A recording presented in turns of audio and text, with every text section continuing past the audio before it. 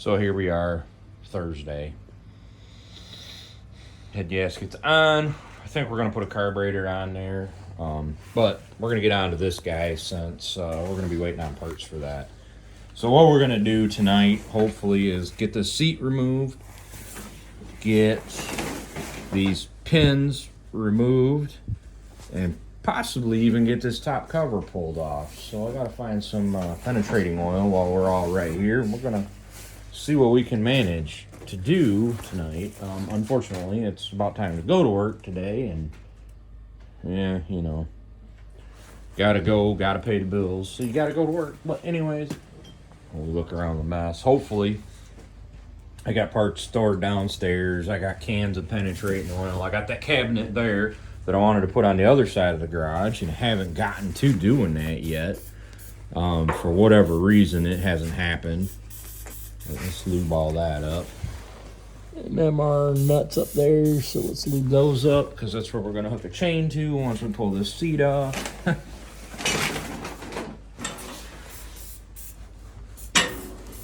Lube this pin up, just, you know, get a good general lubing on everything here. I don't know where we're going to pull the pins at, so I want to lube it all up good. Hopefully, I need to find the book too, because that'll help me determine what's next. As far as removing it. And then there's coming around here. There's quite a bit to this. There's two adjustments under the cover. There's an adjustment for this and this under the cover. This is your draft control. Down is draft, which is for like plowing heavy and light soil. So keep the 3-point kind of balanced out. You'll set it and it'll keep it in that general vicinity. But then there's an adjustment here too, which I'm going to have to read up on this, because I know the 8 ends, that's part of your adjustment procedure. There's two adjustments under the cover and that too. So at any rate, this tractor is going to get a Fowler pin on this shaft that connects in here. And when I get this top cover off, we'll talk about that. Plus two adjustments in there. Plus, I gotta look and see how the piston is held in, or the cylinder's held on, because we're gonna put a piston in it as well. I'm not sure if we need to make an adjustment back here on the draft spring. Let's see. I would say the draft spring is alright. In fact, if anything, it might be a little tight. You're supposed to be able to rotate those, if I remember correctly. So that might be a little tight, so we may have to do something there. So we'll spray him down too, because I want to make sure we're getting everything covered. Because we want to make sure we make all the proper adjustments, because making proper adjustments on these makes a huge difference in how they work. So obviously I'm waiting on my car to warm up before I leave for work, so we're just kind of tinkering around for a few minutes. I'm going to try to buy House Chandler's Big 10 my friend's got. It doesn't have a lift on it, so we're going to put this on it. Being a hand lift sickle bar mower, that should work out good. And I've got the belt for the short wheelbase tractor, so long as he's got the PTO, that'll be great. That'll make a wonderful little project, quick project. And hopefully I'll get like $500 or $600 out of that once I get it put together. Of course, I got this Kohler over here, which I'm going to end up parting out, since I bought the piston, or the rod. I think it was. And I can't find where I put it. I have no idea. It is in here somewhere, and I do not have a clue as to where I put it. I'm going to tear this shelf apart a little bit more this weekend, I hope. I'm trying to make a little time to see if I can find that. If not, I'm going to park that thing onto eBay and get rid of it. So that I can start getting a little cash flow for the business and myself.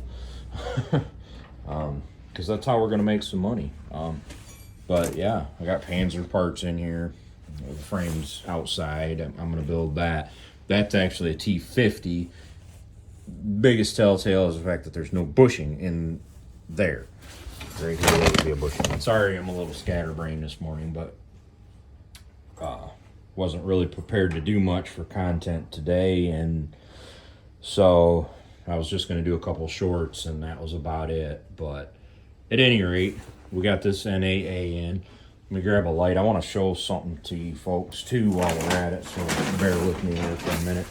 I got to make a piece for this, and I haven't got the opportunity to do that yet. It's only been here since the weekend, and I've been kind of busy fixing my car and doing some things like that. So, you know, it just happens that way. Life gets busy, but gotta have the car fixed because, you know, car's how I get back and forth to work. Any rate, got this nice little puck light from Harbor Freight. These are about, I think these were about 30 bucks. To me, definitely worth it. I use them a lot. I've had Matco ones, Snap-on ones, and I gotta tell you, this Harbor Freight one is just as good as the rest of them. Ain't no difference. In fact, I think this one's is better. But this right here, that hole right there, that's not a normal hole on an NAA or a Jubilee. This is an NAA from what I can tell. The hood badge, I think, we can look at the hood badge real quick if it's got one. Yeah. That is not a Jubilee. If it was, it would say Golden Jubilee on it. So it's definitely an NAA. As to what year, I don't know. But back to this guy. This guy, I've got to make a square to slide over that and come out here a little ways. Just wherever, doesn't really matter at this moment, because it doesn't matter if it interferes with the steering, because I want to shift that. And the only way to shift that is going to be either get a bolt in there with a jam nut, which I might try to do, and jam nut that bolt in there so that I can grab it with a wrench and turn it. I think this has got an over-under or a 3-speed Sherman transmission in it, which, if it does, my buddy got a good deal on this tractor at that point, because that'll be really worthwhile. But we've done a lot of work. As you can see, they butchered the hole where the key goes, and I had to fix that when I was doing the wiring work. Ran all new wiring, new battery cables, all new wiring, new push button. I mean, we replaced the amp gauge on it. It's got a 1-wire alternator on it, so it'll open easy. Sometimes these NAAs don't open easy. And we'll go around to the other side. He replaced the front tires, which I really like these. I'm going to get a set of these for my 8N when I get some money saved up, if I keep my 8N. I'm not real fond of the 8N, to be honest. I'm more fond of these.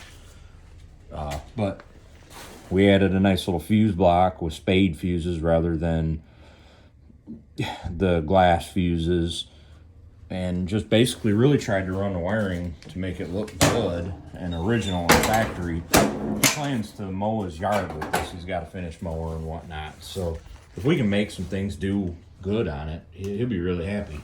But I guess I probably need to get my butt to work here pretty quickly, so at any rate, we'll try to catch up this afternoon and see if we can't do some video on that. I'm going to try to figure out how to stitch them together.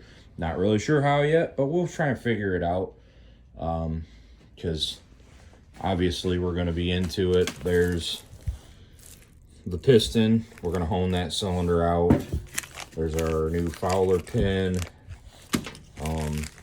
He actually ordered parts we didn't need. I told him I had spares of those, and his gasket kit came with those as well, so I don't know what all he needs. There's a bunch of O-rings in this kit, which is a little different than what mine is. I don't know that this is correct. I'm gonna have to double check because it says 500 through 4,000. His tractor's an NAA, so I'll have to see. Hopefully the lift cover gasket's at least the same, and we can go from there. But I'll upload this, and you guys have a wonderful day.